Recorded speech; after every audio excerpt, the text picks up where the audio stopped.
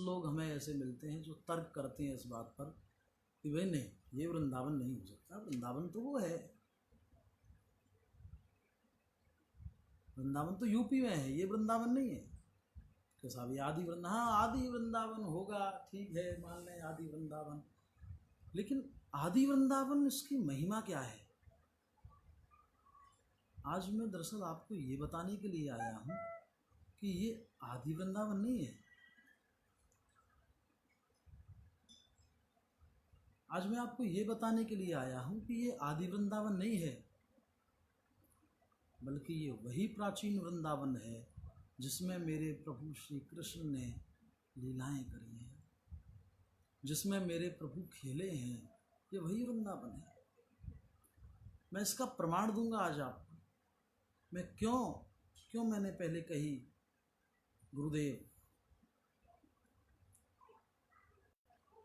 गुरुदेव की ही कृपा से और मेरे सब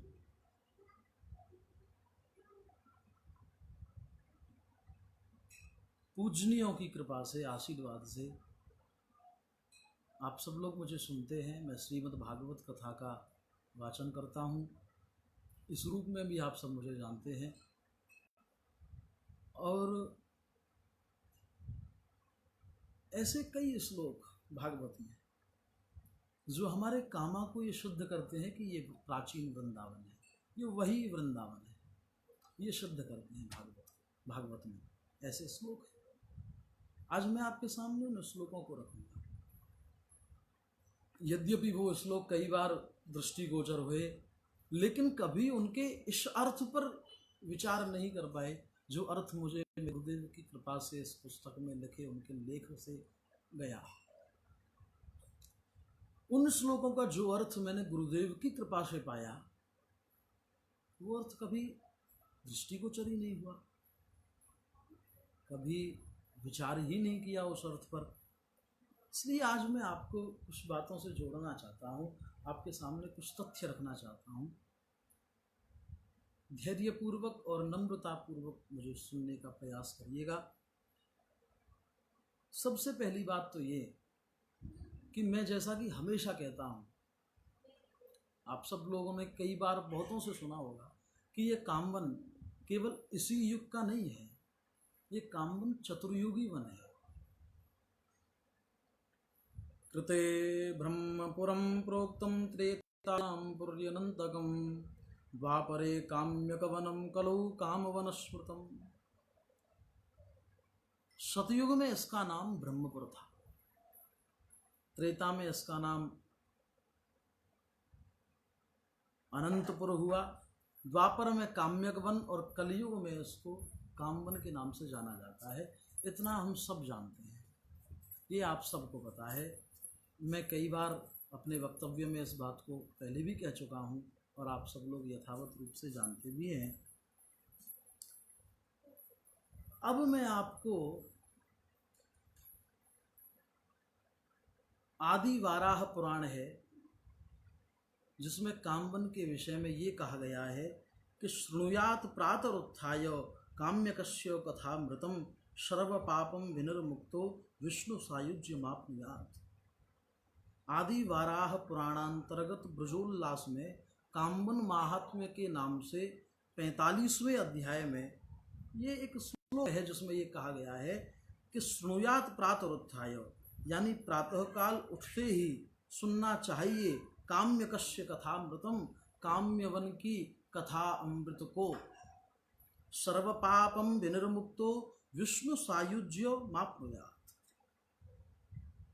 इससे व्यक्ति सभी प्रकार के पापों से मुक्त हो जाता है और विष्णु सायुज्य माप्नुयात्, विष्णु के सानिध्य को प्राप्त करता है, श्री हरि के सानिध्य को प्राप्त करता है। ये कामवन के महात्म के विषय में आदि वाराह पुराण में ब्रजोल्लास के नाम से कामवन महात्म नामक 45वें अध्याय में ये बात कही गई है। आप लोगों में से यदि कोई चाहे तो इस पुराण को प्राप्त करके और ये अध्ययन कर सकता है। आगे अब मैं आप लोगों से जो कह रहा हूँ, श्रीमद् भागवत में आपने कई बार कथा सुनी है कि जब बाबा नंद ब्रज पर आए अनेक कष्टों से, गोकुल पर आए अनेक कष्टों से बड़े दुखी हो जाते हैं। कभी श्री कृष्ण को मारने के लिए पूतना आती है, कभी तृणावर्त आता है, कभी शकटासुर आता है। अनेकानेक जब ये असुरों को देखते हैं बाबा नंद, तो एकदम दुखी होकर के अपने सब मित्रगणों के साथ, ग्वाल बालों के साथ बैठ कर के विचार विमर्श करते हैं कि भाई अब मुझे यहाँ डर लगता है, मैं क्या करूं, मुझे यहाँ से जाना है। हम कोई अन्यत्र स्थान देखना चाहते हैं जहाँ हम प्रसन्नता पूर्वक रह सकें, जहाँ आनंद पूर्वक रह सकें। तो बाबा नंद से ज्येष्ठ उनके एक मित्र हैं, नाम है उपनंद। कई इतिहासकारों ने इन्हें बाबा नंद का ज्येष्ठ भ्राता भी कहा है, लेकिन भागवत के अनुसार ये बाबा नंद के मित्र हैं, उम्र में उनसे बड़े हैं, नाम है उपनंद। तो उपनंद एक प्रस्ताव रखते हैं बाबा नंद के आगे कि बाबा एक छोटा सा प्रस्ताव है मेरा, कहो क्या।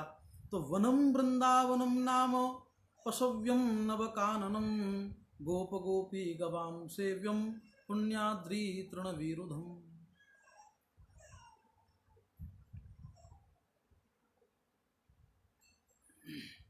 उपनंद कहते हैं कि बाबा नंद,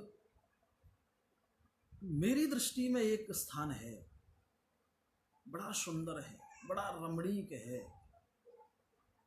बहुत सुंदर वन है, बड़ा शोभनीय है। और वह वन केवल हम गोकुलवासियों के लिए ही नहीं, अपितु हमारे साथ में हमारी जो गैया हैं, इन गैयान के जो बछड़ा हैं, इनकी जो बछियां हैं, इन सबके लिए बहुत रमणीक है, बहुत आनंददायक है। विशेषता क्या है उस वन की? गोप गोपी गवाम सेव्यम पुण्याद्री तृणवीरुधम। गोप गोपी और गाय आदि सभी के लिए इसका सेवन बहुत सुंदर रहेगा।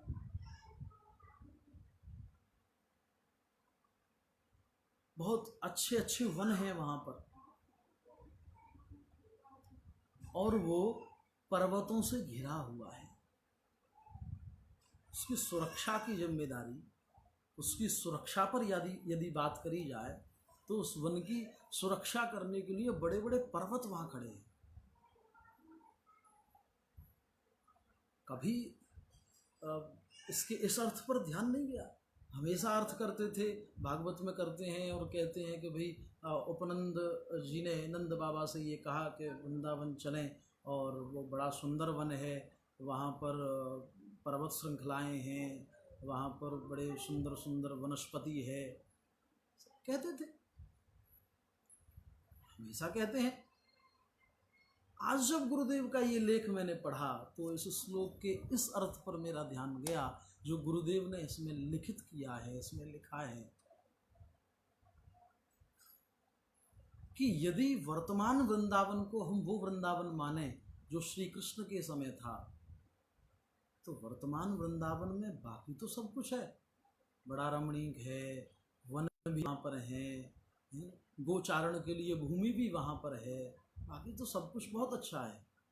एक चीज़ नहीं मिलती है भागवत के अनुसार, वो है अद्रि। अद्रि माने पर्वत। वृंदावन के चहुं ओर कहीं पर्वत श्रृंखला नहीं है। ध्यान दीजिएगा आप मेरी बात पर कि वर्तमान जो वृंदावन है उत्तर प्रदेश में मथुरा जनपद में, वहाँ पर कहीं भी आपको पर्वत श्रृंखला होने का कोई प्रमाण नहीं मिलेगा। ये कह सकते हैं आप कि वहाँ पर्वत श्रृंखला है ही नहीं कोई। इस आधार पर ये माना जा सकता है कि ये जो वर्तमान वृंदावन है ये वो प्राचीन वृंदावन नहीं है। हाँ, अब बात करें यदि हमारे कामवन की, तो आप कामवन के चारों ओर पर्वत श्रृंखलाएं देख सकते हैं और बहुत बड़ी बड़ी पर्वत श्रृंखलाएं देख सकते हैं। चारों ओर आपको पर्वत मिलेंगे। इसलिए भागवत के अनुसार ये सत्य प्रमाणित है कि यही कामवन प्राचीन वो वृंदावन है जहां श्री कृष्ण गोकुल से आए थे। एक बात। दूसरी बात, ये जो मैंने अभी आपसे कहा, ये श्रीमद् भागवत के 10वें स्कंध के अध्याय नंबर 11 और श्लोक नंबर 26 की बात है। आप सब लोग जा सकते हैं, आप सबके पास यदि ये ग्रंथ हो तो आप सब लोग देख सकते हैं इसे। एक बात। दूसरी बात,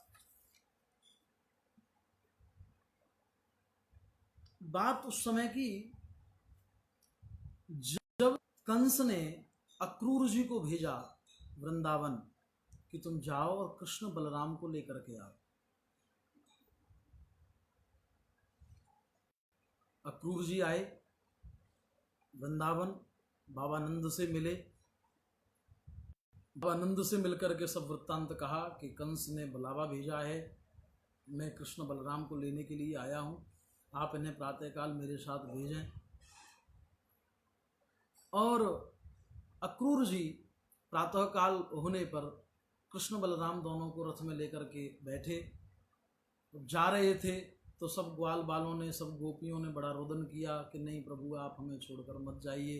गोपियां रोती हैं, चारों ओर से रथ को घेर लेती हैं, प्रभु को जाने नहीं देती कि प्रभु हम आपको नहीं जाने देंगे।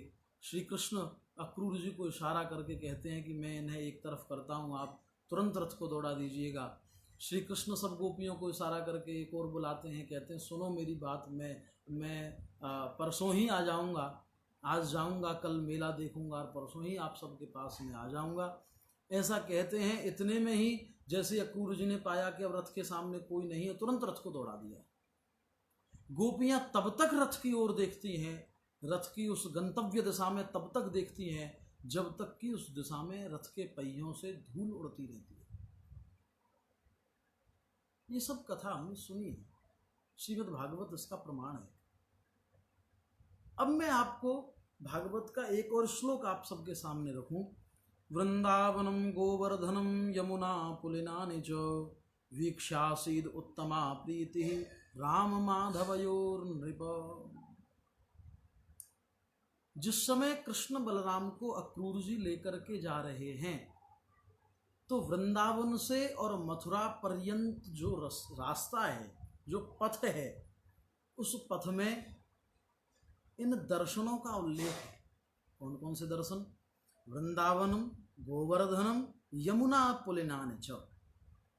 वृंदावन, गोवर्धन और यमुना पुलिन। यह यमुना पुलिन कहाँ है? ये यमुना पुलिन मथुरा का यमुना तट है। मथुरा में जहाँ यमुना बहती है, ये उस मथुरा के यमुना तट की बात है। ठीक है, अब बात करते हैं, क्योंकि आपने शास्त्रों में कई बार देखा होगा, आपने ग्रंथों में कई बार देखा होगा, जब भी किसी भी ग्रंथ में, किसी भी शास्त्र में, किसी भी वेद पुराणांतर्गत कोई बात कही गई है तो उसको एक क्रम में लिखा जाता है, उसको एक क्रम में लिखा जाता है। जैसे मैं आपको छोटी सी इस बात से आपको क्रम सिद्ध कर देता हूं कि रामचरितमानस गोस्वामी तुलसीदास जी की और रामायण जो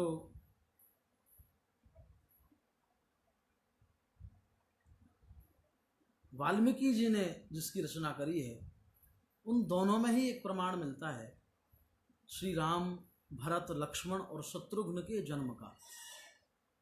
कि गुरुदेव के पास दशरथ जी जाते हैं, एक यज्ञ किया जाता है, यज्ञ से अग्निदेव प्रकट होकर के चरु देते हैं, चरु को तीनों रानियां बराबर बराबर बांटती हैं, उसका प्रसाद पाती हैं, गर्भधारण होता है और 4 पुत्र होते हैं। चारों पुत्र एक साथ हुए। अब एक साथ यदि चारों पुत्र हुए तो उनमें से बड़ा किसको माना जाए? किसको बड़ा माना जाए? तो आप लोगों ने देखा होगा कि जब भी रामायण में जब भी रामचरितमानस में चारों भाइयों की बात कही गई है तो चारों भाइयों को एक क्रम में बांधा गया है, श्री राम, भरत, लक्ष्मण और शत्रुघ्न। इसी क्रम से हम जानते हैं कि श्री राम सबसे बड़े थे, उनसे छोटे श्री भरत, उनसे छोटे श्री लक्ष्मण और सबसे छोटे श्री शत्रुघ्न। ऐसे ही महाभारत का एक प्रसंग है, जब पांडु महारानी कुंती को अपनी व्यथा कहते हैं कि मुझे ऋषि का श्राप है, मैं अपनी पत्नी के साथ सहवास नहीं कर सकता। तो कुंती इस विषय को जानकर के ये कहती है, महाराज मुझे दुर्वासा ऋषि से आशीर्वाद प्राप्त है कि मैं जिस देवता का मन से ध्यान करूं उसी देवता का अंश मुझे पुत्र रूप में प्राप्त होगा। और वो पांचों पांडवों को क्रमशः एक एक करके देवताओं का आवाहन करती हैं और देवता उनको पुत्र प्रदान करते हैं। उनमें भी कोई ज़्यादा अंतर नहीं था, केवल एक देवता का आवाहन किया, उससे दूसरे देवता का आवाहन किया, इतना ही अंतर था। लेकिन उनमें भी हमने बड़े और छोटे को किस प्रकार से जाना, क्योंकि महाभारत में वेदव्यास जी ने साफ साफ ही उल्लेख किया कि युधिष्ठिर, भीम, अर्जुन, नकुल और सहदेव, इस तरह से हम सबको छोटा बड़ा मानते हैं। मैं ये सब बात मैंने केवल इसीलिए कही क्योंकि मैं आपको क्रम से जोड़ना चाहता हूँ। पुराणों में, ग्रंथों में, वेदों में जब भी कोई बात कही गई है तो क्रम से कही गई है। उसी तरह वेदव्यास जी भागवत में ये क्रम लिखते हैं कि जब कृष्ण बलराम वृंदावन से मथुरा गए तो उनके दर्शन का क्रम क्या था, रास्ते में क्या क्या पड़ा वो कहा। तो वृंदावनम गोवर्धनम यमुना पुलिना निच, तो सबसे पहले वृंदावन से निकले तो गोवर्धन आया, और गोवर्धन से आगे चले तो मथुरा का यमुना पुलिन आया। अब इन तीनों बातों पर जरा गौर करिएगा कि वर्तमान जो वृंदावन है उससे आपको यदि मथुरा जाना है तो बीच में गोवर्धन कहाँ पड़ा। वर्तमान वृंदावन से यदि आप मथुरा के लिए जाते हैं तो क्या बीच में गोवर्धन पड़ेगा? नहीं पड़ेगा, नहीं पड़ेगा। और ऐसा है नहीं कि जब किसी आदमी के पास सीधा रास्ता है, जब मेरे पास कामां से डीग जाने का सीधा रास्ता है तो मैं कामां से डीग जाने के लिए उल्टा रास्ता क्यों अपनाऊं कि मैं कामां से पहले पहाड़ी जाऊं, फिर पहाड़ी से सीकरी होते हुए मैं नगर जाऊं, फिर नगर से डीग आऊं? ये रास्ता मैं क्यों अपनाऊंगा? यदि मेरे पास सीधा सीधा रास्ता है कि मैं कामां से डीग चला जाऊं तो मैं चला जाऊंगा, 20-22 किलोमीटर है। ऐसे ही यदि वृंदावन से मथुरा जाना होता अक्रूर जी को तो सीधे सीधे चले गए होते, गोवर्धन आने की जरूरत क्या थी? उल्टे तो आएंगे नहीं। और गोवर्धन से भी मथुरा के लिए रास्ता कौन सा जा रहा है? वही वृंदावन होके जाता है। इसलिए इस बात से भी, इस श्लोक से भी स्पष्ट हो जाता है कि वर्तमान वृंदावन वो वृंदावन नहीं है जिसमें मेरे प्रभु ने अपनी लीलाएं करी थी। अब हमारा कामा ही प्राचीन वृंदावन है, इसको सिद्ध कर देता हूं। यदि कामा से आप जाते हैं मथुरा तो आप गोवर्धन होते हुए जाएंगे, आपको कामा से दीघ जाना पड़ेगा, दीघ से आपको गोवर्धन और गोवर्धन से मथुरा, कामा से बरसाना, बरसाना से गोवर्धन और गोवर्धन से मथुरा जा सकते हैं हम। सामान्य सी बात है। अब आप कहेंगे साहब जा तो हम छाता होकर भी सकते हैं, अगर तो गोवर्धन नहीं पड़ेगा, बेशक नहीं पड़ेगा, लेकिन क्योंकि अक्रूर जी गए इस रास्ते से, बीच में गोवर्धन पड़ा। बीच में गोवर्धन पड़ने वाली जो बात है वो केवल कामा से सिद्ध होती है, वो केवल कामवन से सिद्ध होती है। इसलिए ये माना जा सकता है, ये सत्य प्रमाणित है कि हमारा कामा ही, हमारा कामवन ही वही प्राचीन वृंदावन था जहाँ से अक्रूर जी श्री कृष्ण बलराम को लेकर के गए। तो पहले वृंदावन यानी हमारा कामवन, उसके बाद गोवर्धन और उसके बाद मथुरा का यमुना पुलिन। 2 बात हो गई। अब मैं आपको एक और तीसरी बात से जोड़ देता हूं।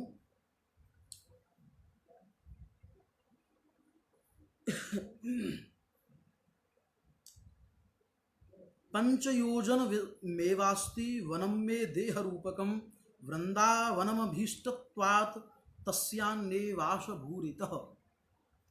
पद्म पुराण में वृंदावन का विस्तार बताया गया है। वृंदावन का विस्तार कितना है? 5 योजन में वास्ति, 5 योजन का वृंदावन का विस्तार है, ब्रजमंडल का विस्तार है। अब इसको वृंदावन क्यों माना जाए, इसका एक और मैं आपको हेतु बता देता हूँ, इसका एक और कारण बता देता हूँ। गर्ग संहिता में वृंदावन खंड अध्याय 1 श्लोक 16-17 में वृंदावन का विस्तार 5 योजन बताया है, जिसमें गोवर्धन, बरसाना, नंदगांव, यमुना तट तथा अन्य विस्तृत वनों को समाविष्ट किया गया है। श्लोक क्या है, सुन लीजिए ध्यान से। यत्र गोवर्धनो नाम गिरिराजो विराजते, कालिंदी निकटे यत्र पुलिनम मंगलायनम, बृहत्सानु गिरिर्यत्र नंदीश्वरो गिरिः, क्रोशानाम च चतुर्विंशत विस्तृतैः काननैर्वृतम्। वृंदावन एक ऐसा वन है जो चारों ओर से वनों से घिरा हुआ है। गोवर्धन, बरसाना जिसे बृहत्सान कहा गया है, नंदीश्वर वन यानी नंदगांव, कोकिलावन शनिदेव का जहां मंदिर विद्यमान है, इन सब से कामा घिरा हुआ है, इन सब के बीच में कामा आता है। ये बात आप सब जानते हैं, आप लोग वर्तमान में भी ये देखते हैं। और इन सब का विस्तार यदि मैं कहूं पंच योजन होगा, पंच योजन का मतलब है 20 कोस। 5 योजन का अर्थ होता है 20 कोस। और 1 कोस का यदि प्रमाण मैं आप सबको बताऊं, आप सब जानते हैं, जो पुराने जो लोग होंगे, वृद्ध जो लोग होंगे वो तो अवश्य ही जानते हैं। अब आज की पीढ़ी तो कोस जाने न जाने में नहीं कह सकता, लेकिन हाँ 1 कोस में कम से कम 4 किलोमीटर का प्रमाण माना जाता है कि 1 कोस में 4 किलोमीटर होते हैं। 5 योजन बराबर 20 कोस। अब 20 को गुणा करें 4 से तो 4 दूनी 8 यानी कि 80 किलोमीटर। ये सब यानी हमारा वृंदावन, हमारा कामवन, प्राचीन वृंदावन जो है, नंदगांव, कोकिलावन, बरसाना, गोवर्धन, ये सभी वन जो हैं ये 80 किलोमीटर के अंतराल में ही आ जाएंगे। यदि आप पूरे में एक परिक्रमा लगाएं, पूरे में घूमें, तो इनका जो एक घेरा है वो 80 किलोमीटर का यानी 20 कोस का बैठेगा। पक्का कह सकता हूं मैं ये पक्का कह सकता हूं। आप लोगों में से जो जो इन जगहों पर गए होंगे, सामान्य रूप पर आप सब गए होंगे, और आप सब लोग भी एक यदि गणित लगाने के लिए छोटा सा बैठें तो आप सब लोग समझ पाएंगे मेरी इस बात को कि इतना ही है। इन सब वनों का यदि विस्तार देखा जाए तो इतना ही है, 20 योजन का। और गर्ग संहिता के वृंदावन खंड में ये कहा गया है कि वृंदावन की विशेषता ये है कि वो इन वनों से घिरा हुआ है। अब जरा आप मुझे ये बताओ कि वर्तमान वृंदावन इन वनों से कहाँ घिरा हुआ है? बताइए। नहीं बता सकते कहाँ घिरा हुआ है? नहीं घिरा हुआ। हमारा कामा घिरा हुआ है, हमारा कामवन घिरा हुआ है। इसलिए ये बात तय हो जाती है कि हमारा कामा ही वो प्राचीन वृंदावन है। और आइए मैं आपको इस विषय में और 1-2 श्लोकों से जोड़ करके बताता हूं।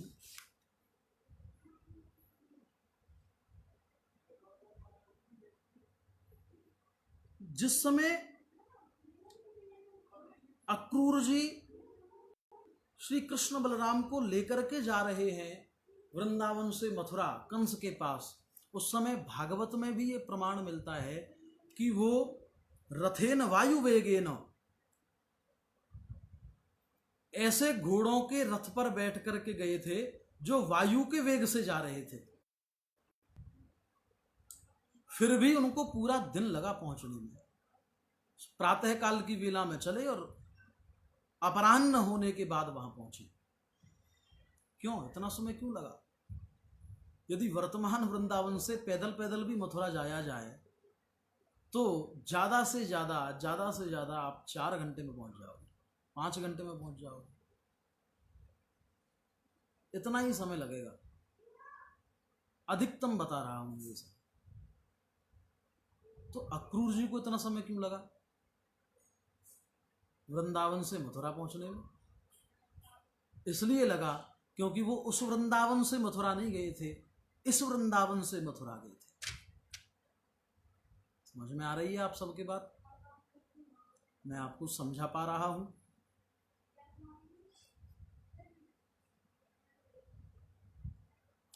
वो इस वृंदावन से मथुरा गए थे, इसलिए उनको प्रातः काल के वो चले और अपराह्न होने के बाद वहां पहुंचे। इस बात का प्रमाण श्रीमद् भागवत देती है, श्री वेद व्यास जी देते हैं। और एक और प्रमाण मिलता है भागवत में कि जब वो वृंदावन से मथुरा गए तो बीच में रुक करके विश्राम भी लिया। अब बताओ जरा, आप विचार करो कि वर्तमान वृंदावन से मथुरा जाने में कौन व्यक्ति आराम करेगा? इतना समय भी कहाँ लगेगा कि आराम किया जाए। इसलिए वो हमारे वृंदावन से, इस प्राचीन वृंदावन से, आदि वृंदावन से मथुरा गए थे, इसीलिए उनको इतना समय लगा और बीच में रुक करके उन्होंने विश्राम भी किया। इस बात से भी ये सिद्ध हो जाता है कि हमारा कामा ही प्राचीन वृंदावन है। और एक बात मैं आप लोगों से कहूं,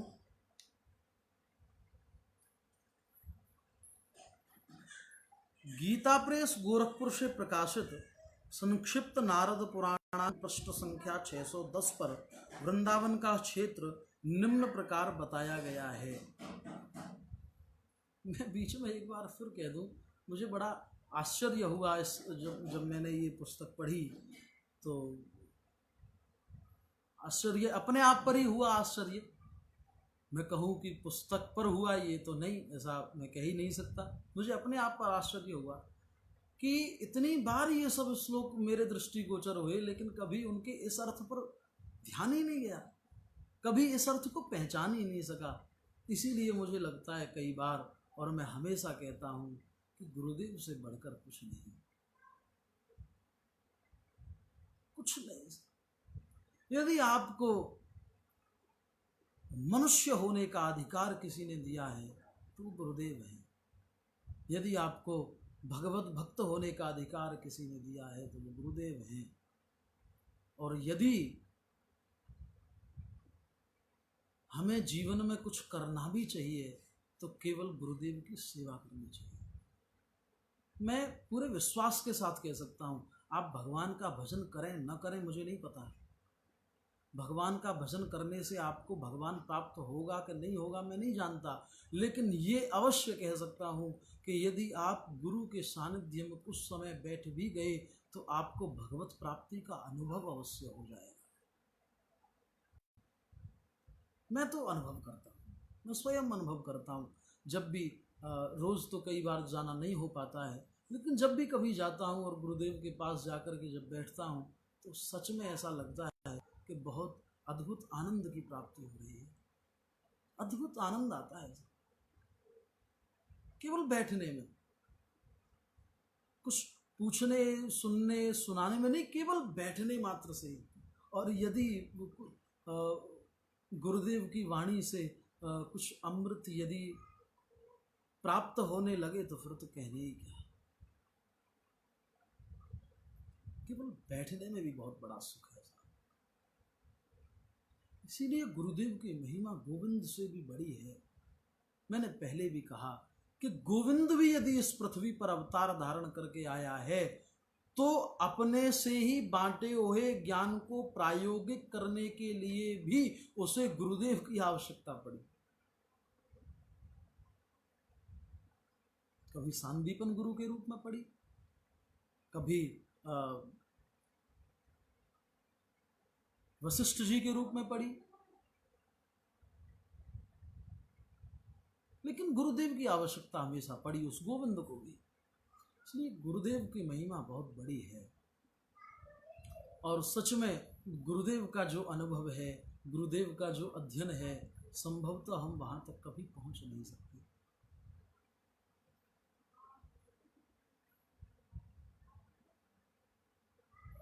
और उससे तो बहुत समय पहले एक पूजनीय हमारे, उन्होंने ये कहा था कि बेटा आप आश्रम रोज जाते हो या नहीं जाते हो ये मैं नहीं जानता, आप आश्रम जाकर के क्या पढ़ते हो क्या नहीं पढ़ते हो ये भी मैं नहीं जानता, लेकिन आप आश्रम जाके केवल गुरुदेव के चरणों में थोड़ी देर बैठ भी लोगे तो उससे भी आपको बहुत बड़ा अनुभव मिलेगा। ये बात सत्य है, सत्य है ये बात। गुरुदेव की कृपा छाया में बैठने पर उनके जीवन का बहुत बड़ा अनुभव हमें सहज में ही प्राप्त हो जाता है। इसलिए गुरुदेव का सानिध्य प्राप्त करिए।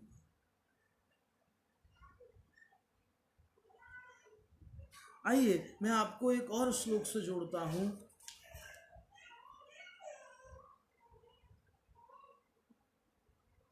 राधा रानी की जो सखियां थीं, जो सदैव राधा रानी के साथ श्री गोविंद की सेवा में रहती थी, श्री गोविंद की भक्ति में रहती थी, उनमें सबसे श्रेष्ठ थी, उनका नाम था वृंदा। वृंदा का स्वरूप वर्णन करते हुए श्री रूप गोस्वामी जी लिखते हैं, तप्त कांचन वर्णाभा वृंदा कांति मनोहरा, नील वस्त्रो परिधाना भुक्ता पुष्प विराजिता, चंद्रभानु पिता तस्याः फुल्लरा जननी तथा, पतिरस्याः महीपालो मंजिरी भगनी च सा।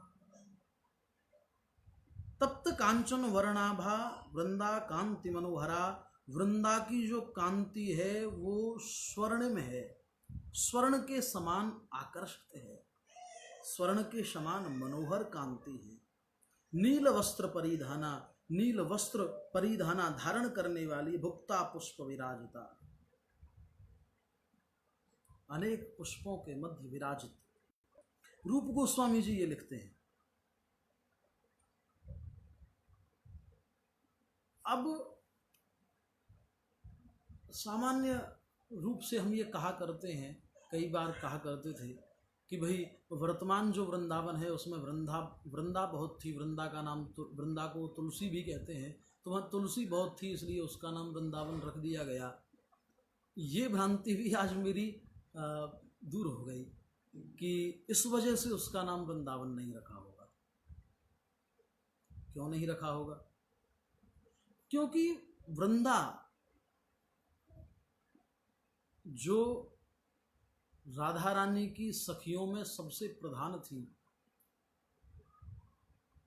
उनका प्राचीन मंदिर प्रांगण हमारे कामवन में ही है, जिससे कामवन को वृंदावन के नाम से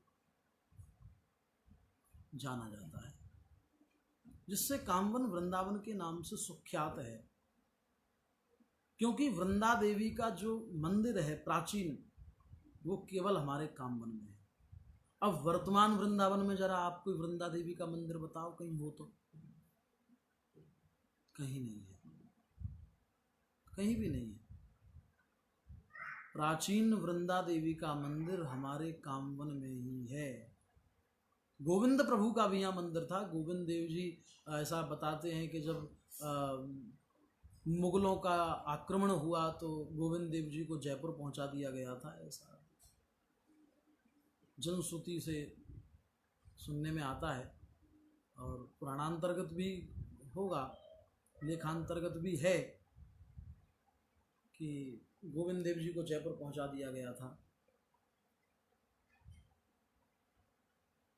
वृंदा देवी का लेकिन जो प्राचीन मंदिर है, जिस कारण कामवन को वृंदावन माना जाता है, वो वृंदा देवी का मंदिर केवल कामवन में ही है। और अब बात कर लेते हैं इस विषय पर कि वृंदा का दूसरा नाम तुलसी, यानी तुलसी को भी वृंदा ही कहते हैं। इस पर जरा विचार कर लेते हैं। तो आपकी जानकारी के लिए ये बता दूं कि जितनी तुलसी की कंठियां कामा में बनती हैं उतनी कहीं नहीं बनती। मथुरा, वृंदावन, गोवर्धन, नंदगांव, बरसाना, दूर इतना ही नहीं, ब्रजमंडल ही नहीं केवल, बल्कि दूर दूर देशों तक जितनी भी कंठियां जाती हैं अधिकांशतः वो सब कामा से ही बन करके जाती हैं। कामा तुलसी की कंठियों को बनाने में एक बहुत बड़ा कार्य क्षेत्र है, ये आप सब जानते हैं। इस बात को सिद्ध करने की आवश्यकता नहीं है कि कामा में जितनी तुलसी की कंठियां बनती हैं उतनी और कहीं नहीं बनती, ये आप सब जानते हैं। इसलिए आज मैंने आप सबके सामने ये जो पुस्तक रखे, ये गुरुदेव की कृपा से मुझको सुलभ हुए। ना मैं अपनी पुस्तकों को सहेजने बैठता इस लॉकडाउन में, और ना मुझे ये पुस्तक मेरे हाथ लगती, और ना मैं इसे पढ़ता, और पढ़ता नहीं तो आज ये बहुत महत्वपूर्ण बात मुझसे शायद कहीं रह जाती। भविष्य में पढ़ पाता या नहीं पढ़ पाता मुझे नहीं पता, लेकिन गुरुदेव की असीम कृपा करुणा से आज मुझे ये प्राप्त हुआ। मुझे लगा कि मैं आप सब से इस बात को साझा करूं, इसलिए मैंने किया। और मैं ऐसा मानता हूं, मुझे विश्वास है कि आप सबको मेरी ये बात अच्छी लगी होगी। आप सब आज के मेरे इन कुछ तथ्यों से मेरी इस बात से शायद इस बात को आप समझ पाएंगे कि हमारा कामा ही प्राचीन वृंदावन है। गर्व से कहिए, अधिकार से कहिए। कोई पूछे क्यों, तो उसको प्रमाण दीजिए। अब तो श्रीमद् भागवत प्रमाण है, प्रमाण तो पहले से ही है, लेकिन चूंकि मैं अब आपसे कह रहा हूँ और आप लोगों में से पहले सबको पता हो इस बात का, बहुत अच्छी बात है। मुझे नहीं पता था कि भागवत भी ये बात कहती है। अब क्योंकि मुझे आज पता चला कि भागवत में भी कामा का वर्णन इस प्रकार से है, मैंने वो बात आपके आगे रखी, तो मैं तो अब गर्व के साथ सबसे कहूँगा। पहले भी कहता था, पहले भी किसी से डर नहीं था, अब तो इस बात का बिल्कुल साक्षात प्रमाण मुझे मिल गया है, एक जीता जागता प्रमाण मुझे मिल गया है कि हमारा कामा ही प्राचीन वृंदावन है। और एक और बात से आप सबको जोड़ूं जिसे आप कतई नहीं नकार सकते। स्वामी श्री रामभद्राचार्य जी महाराज अभी कुछ समय पहले उनकी ब्रज यात्रा में वो कामा पधारे थे, कामवन पधारे थे, और कामवन पधारने पर उन्होंने अपना एक वक्तव्य रखा था, एक बात कही थी जो कई समाचार पत्रों में भी जिसको लिखा गया था, टीवी चैनलों पर भी जो प्रसारित संभवतः हुई थी, कि कामा ही वास्तविक वृंदावन है, प्राचीन वृंदावन है।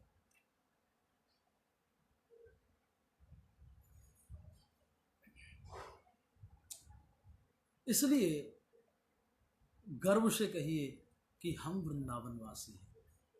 प्रेम की पिपास देख देख निज प्रेमियों को, प्रेम का समुद्र सीमा तोड़ कर बहाया है।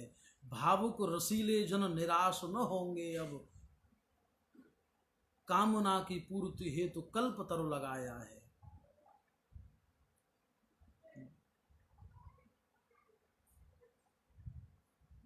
तो प्रत्येक कामना की पूर्ति के लिए ये वृंदावन एक कल्पतरु है। आइए और इस कल्पतरु की पवित्र छाया में आप सब बैठिए, विश्राम करिए और अपने जीवन को आनंदित करिए। प्रभु चरणों की प्राप्ति का सुगम मार्ग आप सब खोजिए। बहुत सुंदर है। और एक बात आप सब लोगों से मुझे कहनी है कि आज मैंने आप सब लोगों के सामने जो बात रखी, विश्वास है कि आप सबको अच्छी लगी होगी। और आप यदि चाहते हैं कि लॉकडाउन के इस दूसरे चरण में मैं आप सब लोगों के सामने अपनी कुछ ना कुछ बात प्रतिदिन रखूं, तो आप सब लोग मुझे मेरे फेसबुक पर मैं ये जो वीडियो डाल रहा हूँ, वीडियो चल रही है, इसके कमेंट बॉक्स में आकर के आप सब मुझे बताएं कि मैं कल से आप लोगों के सामने निरंतर आऊँ और क्या विषय लेकर के आऊँ, आप ये सब बताएं। जो भी विषय आप कहेंगे, विषय आप रखेंगे, बोलने का प्रयास मैं करूँगा। गुरु कृपा से जो सुलभ होगा मैं आपको उस विषय पर अधिकाधिक देने का प्रयास करूँगा, अधिकाधिक आपके लिए प्रस्तुत करने का प्रयास करूँगा। इसलिए आप सब लोग अवश्य बताएं कि मैं कल से आपको किस विषय पर संबोधित करूं। आइए आज की मैं अपनी इस वार्ता को, आपकी और हमारी इस वार्ता को यहीं विराम दूं। गुरुर्ब्रह्मा गुरुर्विष्णु गुरुर्देवो महेश्वरः, गुरुः साक्षात् परं ब्रह्म तस्मै श्री गुरुवे नमः। अज्ञानतिमिरान्धस्य ज्ञानाञ्जनशलाकया चक्षुरुन्मीलितं येन तस्मै श्री गुरुवे नमः। अखण्डमण्डलाकारं व्याप्तं येन चराचरं तत्पदं दर्शितं येन तस्मै श्री गुरुवे नमः। शान्ताकारं भुजगशयनं पद्मनाभं सुरेशं, विश्वाधारं गगनसदृशं मेघवर्णं शुभांगं, लक्ष्मीकान्तं कमलनयनं योगिभिर्ध्यानगम्यं, वन्दे विष्णुं भवभयहरं सर्वलोकैकनाथं। सर्वलोकैकनाथं वंशी विभूषितकरा नवनीरदाभात्, पीताम्बरादरुणबिम्बफलाधरोष्ठा, पूर्णेन्दुसुन्दरमुखादरबिम्बनेत्रात्, कृष्णात् परं किमपि तत्त्वमहं न जाने। और आइए गुरुदेव द्वारा रचित एक पद से मैं आज की आपकी और हमारी इस वार्ता को यहाँ विराम देना चाहता हूँ। ब्रह्म में ढूंढियो पुराणन गानन, वेद ऋचा सुनि चौगुन चायन, देखो सुनियो कबहू न कितू वह, कैसे स्वरूप और कैसे सुभायन। हेरत हार परियो रस खान बतायन, लोग लुगायन, देखो दुर्यो वह कुंजर कुटीर में, बैठ्यो पलोटत राधिका पायन। जिस कृष्ण को सदा सर्वदा मुनियों ने, ऋषियों ने जगह जगह ढूंढा खोजा, कहीं नहीं मिला वो कृष्ण, और जब मिला तो कहाँ मिला। देखो दुर्यो वह कुंज कुटीरों में बैठ्यो पलोटत राधिका पायन। श्री राधिका के चरणों में बैठे हुए उस गोविंद को देखा। इसलिए आइए ऐसे श्री गोविंद और ब्रजेश्वरी श्री राधिका रानी, श्री राधा रानी, हम सब की अधिष्ठात्री, हम सब की करुणामयी दयामयी मूर्ति मातेश्वरी लाडली जू के चरणों में अपना प्रणाम निवेदित करते हुए, अपनी अपनी प्रार्थना निवेदित करते हुए आज की आपकी और हमारी इस प्रेम पूर्ण वार्ता को यहाँ विराम दें। राधे राधे।